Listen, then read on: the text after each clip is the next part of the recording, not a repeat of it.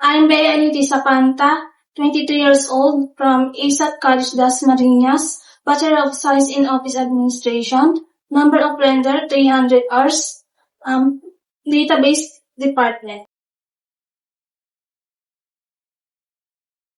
Mag-organize ng mga document files, gumawa ng mga latest month para sa mga nagawang mga produkto ng company, at ilagay ang mga kailangan ng mga details at information ng mga paperwork like in process, mold machine, traceability tag, and files maintenance, and also pagsagot rin ng tawag sa kabilang link.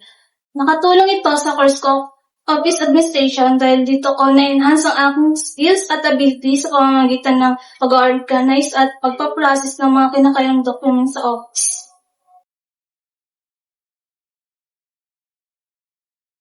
Ang lesson na natutunan ko na babunin ko after OJT ay be responsible sa lahat ng bagay, lalo na kung may mga binigay na task at pagkakaroon ng komunikasyon sa bawat isa. Nakatulong ito sa personality ko dahil dito ko nakita kung gaano kahalaga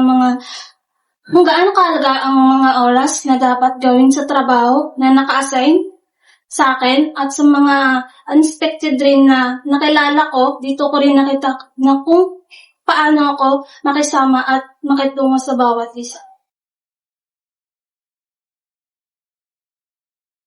Thank you for experience and opportunities na binigay niyo po sa akin as intern, and especially kay Sir James, kay Sir Robin na willing kaming i-guide, at kay Ma'am PB, thank you sa paghanap ng ibang mga files, and kay Ma'am Jen for entertainment and guiding din.